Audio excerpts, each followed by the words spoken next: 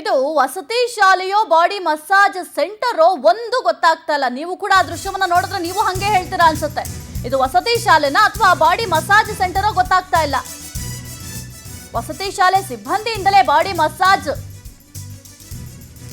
Massage ಮಾಡಿಸಿಕೊಳ್ಳುವ ಮುಖ್ಯ ಶಿಕ್ಷಕಿ ಇವರು ಪಾಠ ಮಾಡೋದಿಕ್ಕೆ ಬಂದಿಲ್ಲ ಅಥವಾ ಮಕ್ಕಳು ನೋಡ್ಕೊಳ್ಳೋದಕ್ಕೆ ಬರ್ತಾ ಇಲ್ವಾ ಅನ್ಸುತ್ತೆ. ಬಾಡಿ ಮಸಾಜ್ ಮಾಡಿಸ್ಕೊಳ್ಳೋದಕ್ಕೆ ಇಲ್ಲಿಗೆ ಬರ್ತಾರೆ ಅನ್ಸುತ್ತೆ. ಕಲಬುರಗಿಯ ಯಡ್ರಾಮಿ ಪಟ್ಟಣದ ಕಸ್ತೂರಿಬಾ ವಸತಿ ಶಾಲೆಯಲ್ಲಿ ಈ ರೀತಿ ಆಗಿರುವಂತದ್ದು. ಮುಖ್ಯ ಶಿಕ್ಷಕಿ ವಿಜಯಶ್ರೀ ಪಾಟೀಲ್ಗೆ ಬಾಡಿ ಮಸಾಜ್ ಅನ್ನ ಮಾಡಿಸ್ಕೊಂಡಿದ್ದಾರೆ. ಮುಖ್ಯ ಶಿಕ್ಷಕಿ ಮಸಾಜ್ ಮಾಡಿಸ್ಕೊಳ್ತಾ ಇರುವ ವಿಡಿಯೋ ವೈರಲ್ ಆಗಿದೆ. ನಿತ್ಯವೂ ಕೈಕಾಲು ಒತ್ತಬೇಕು, ಈ ರೀತಿ ಮಸಾಜ್ ಮಾಡಬೇಕು. ನೀವು ದೃಶ್ಯಾವಳಿಯಲ್ಲಿ ಗಮನಿಸ್ತಾ ಇದ್ದೀರಾ. ಇವರು ಮಕ್ಕಳಿಗೆ ಪಾಠ ಮಾಡಕ್ ಬರ್ತಾರಾ ಅಥವಾ ಮಕ್ಕಳು ಯೋಗಕ್ಷೇಮ ವಿಚಾರಿಸೋದಕ್ಕೆ ಬರ್ತಾರಾ ಗೊತ್ತಿಲ್ಲ. ಮಸಾಜ್ ಮಾಡಿಸ್ಕೊತಾ ಇದ್ದಾರೆ. ಇದು ವಸತಿ ಶಾಲೆನಾ ಅಥವಾ ಬಾಡಿ ಮಸಾಜ್ ಸೆಂಟರ್ ಗೊತ್ತಾಗ್ತಾ ಇಲ್ಲ.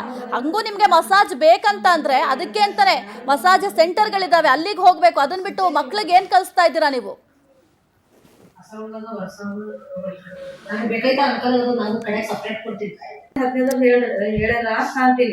ಒಟ್ಟು ಯಾರೇನು ನೋಡ್ರಿ ಅಲ್ಲೇ ಓದ್ತಾವ ನೋಡ್ರಿ ಹುಡುಗರು ಹಾಸ್ಟೆಲ್ದಾಗ.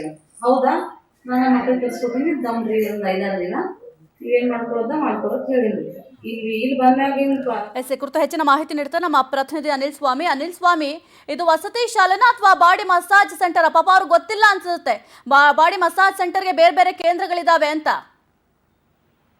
ಸಾಹಿತ್ಯ ನಿಜಕ್ಕೂ ಕೂಡ ಈ ಒಂದು ದೃಶ್ಯಗಳನ್ನ ನೋಡಿದ್ರೆ ಪ್ರತಿಯೊಬ್ಬರು ಕೂಡ ಇಂತ ಒಂದು ಪ್ರಶ್ನೆ ಮಾಡೋದು ಸಹಜ ಅಂತ ಹೇಳ್ಬೋದು. ಕಲಬುರಗಿ ಜಿಲ್ಲೆ ಯಡ್ರಾಮಿ ಪಟ್ಟಣದಲ್ಲಿರುವ ಕಸ್ತೂರಿಬಾ ವಸತಿ ಶಾಲೆಯಲ್ಲಿ ಈ ಒಂದು ಕಸ್ತೂರಿಬಾ ಶಾಲೆಯಲ್ಲಿ ಸಾಕಷ್ಟು ವಿದ್ಯಾರ್ಥಿಗಳು ಏನೊಂದು ಆಶ್ರಯ ಪಡೆದಿದ್ದಾರೆ. ಈ ಒಂದು ಶಾಲೆಯ ಮುಖ್ಯ ಶಿಕ್ಷಕಿಯಾದಂತಹ ವಿಜಯಶ್ರೀ ಪಾಟೀಲ್ ಅವರು ಪ್ರತಿನಿತ್ಯ ಕೂಡ ಏನೊಂದು ಆ ವಸತಿ ಶಾಲೆಯ ಬಡ ಮಹಿಳಾ ಸಿಬ್ಬಂದಿಗಳಿರ್ತಾರೆ, ಅವರಿಂದ ಪ್ರತಿನಿತ್ಯವೂ ಕೂಡ ಒಂದು ಬಾಡಿ ಮಸಾಜ್ ಮಾಡ್ಕೊಳ್ತಾರೆ. ನಿತ್ಯವೂ ಆ ಒಂದು ಮುಖ್ಯ ಶಿಕ್ಷಕಿಯ ಕೈಕಾಲು ಒತ್ತಬೇಕು ಮತ್ತು ಹಾಗೂ ಕತ್ತು ಕೂಡ ಒತ್ತಿ ಒಂದು ಮಸಾಜ್ ಕೂಡ ಮಾಡಬೇಕು. ಪ್ರಮುಖವಾಗಿ ಸ್ವೀಪರ್ ಆಗಿ ಕೆಲಸ ಮಾಡುತ್ತಿರುವ ಬಡ ಮಹಿಳೆಯರನ್ನೇ ಕೂಡ ಒಂದು ಟಾರ್ಗೆಟ್ ಮಾಡಿ ಅವರಿಗೆ ಹೆದರಿಸಿ ಬೆದರಿಸಿ ಹಾಗೂ ತನ್ನ ವೈಯಕ್ತಿಕ ಕೆಲಸಗಳನ್ನ ಮಾಡಿಕೊಳ್ತಾರೆ. ಇಲ್ಲಿ ಪ್ರಮುಖವಾಗಿ ಬಾಡಿ ಮಸಾಜ್ ಏನೊಂದು ಅವರು ಆರಾಮಾಗಿ ಕುಂತು ಕೆಲಸ ಮಾಡ್ತಾರೆ. ಈ ಸಂದರ್ಭದಲ್ಲಿ 2ರಿಂದ 3 ಜನ ಏನೊಂದು ಮಹಿಳಾ ಸಿಬ್ಬಂದಿಗಳಿರ್ತಾರೆ. ಅವರು ಪ್ರತಿನಿತ್ಯ ಏನೊಂದು ಮುಖ್ಯ ಶಿಕ್ಷಕಿಗೆ ಬಾಡಿ ಮಸಾಜ್ ಮಾಡಬೇಕು.